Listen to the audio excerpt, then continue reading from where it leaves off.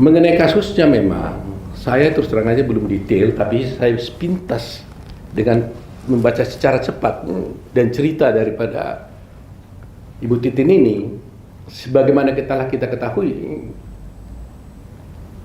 bahwa ada 11 di dalam dakwaan ini. Saya lihat ada 11 yang didakwa melakukan perbuatan pidana ini.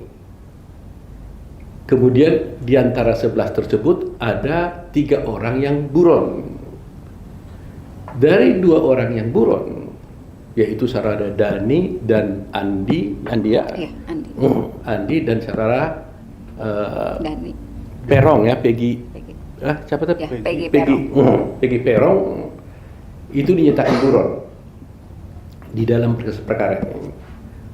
Tapi kemudian kita dengar di mass media bahwa Peggy Perong sudah ketangkap. Yang 2 lagi, berita yang kita dengar, katanya itu buronnya itu fiktif. Begitu ya Ibu Titin? Ya. Saya membaca dengan cepat di dalam berkas perkara ini sangat-sangat aneh. Logika hukumnya begini. Rangkaian peristiwa yang didakwakan dan dituntutnya terdakwa ini, yang kemudian sekarang menjadi terpidana dan sekarang menjadi orang yang sedang menjalani hukuman, mereka ini didakwa secara bersama-sama melakukan pembunuhan berencana ya, 340. Yang mana saya belum melihat dengan jelas di mana perencanaannya dan apa musababnya orang ini berencana membunuh Vina dan Eki. Gak mungkin ada pembunuhan berencana tanpa ada sebab musabab. Pasti ada sebabnya membuat dia merencanakan pembunuhan, dan ada tentunya rencana pembunuhan itu. Itu nanti akan kita teliti nanti dalam rangka membuat PK-nya. Tetapi yang membuat kami sekarang ini menjadi merasa aneh adalah kalau rangkaian peristiwa itu adalah 11 orang melakukannya, kemudian dikatakan semuanya 11 ini mempunyai peran masing-masing, di mana salah satu yang spesifik saya lihat di sini ada namanya Dani dan Andi yang dikatakan buron. Dan sampai sekarang, dan akhirnya dikatakan fiktif, begitu ya Bu Titin? Dani dan Andi ini fiktif, tetapi Peggy katanya ketangkap.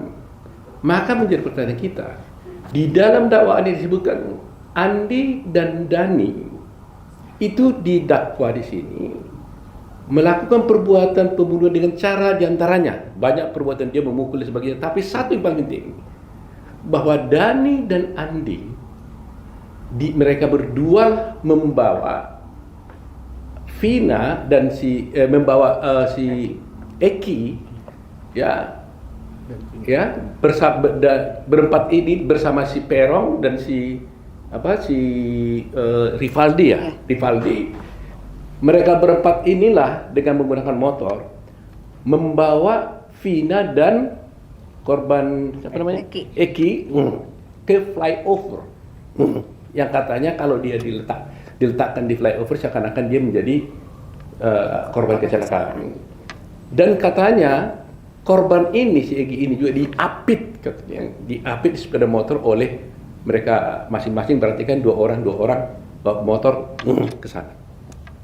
Pertanyaannya, kalau di dakwaan dan dia dihukum untuk gara-gara dia mengikut pembunuhan dan diantaranya perannya dia membawa korban ini dari tempat kejadian ke flyover, dan sekarang pihak penyidik mengatakan bahwa Dani dan Andi itu adalah fiktif, berarti perkara ini berpotensi fiktif dong.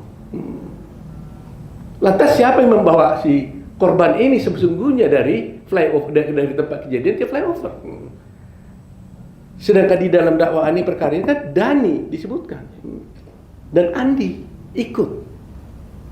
Oke, kalau yang lain itu Rivaldi dan Perong ada ketangkap orangnya. Tapi kalau dua ini memang fiktif, berarti cerita di dalam dakwaan ini kita berduga adalah fiktif. Karena katanya di sini mereka lah yang membawa mayat itu dari tempat kejadian ke flyover. Nah kalau dari sini nggak ada, bagaimana caranya mayat ini pindah ke flyover kalau itu 2 orang itu fiktif? Terus terang aja masih banyak sebenarnya saya lihat, tapi ini yang menjadi perhatian saya. Dengan cepat saya baca tadi ini, kalau fiktif, benar ya, nggak salah saya, Dani dan Andi fiktif ya. Nah kalau betul itu Dani dan Andi fiktif, maka berarti cerita yang dalam cerita dakwah ini pun adalah kita duga adalah fiktif. Nah kalau ini diduga fiktif, berarti ini perkara ini juga kita duga menjadi fiktif pun.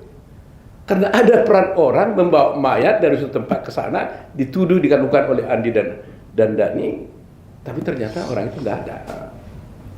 Bagaimana ini bisa terjadi? Nah ini adalah merupakan hal-hal yang kami lihat, upaya yang bisa kami gunakan nanti mungkin untuk mengajukan PK. Tapi kebenarannya tentunya kami masih perlu menyelidiki lebih dalam. Ini masih analisis ya.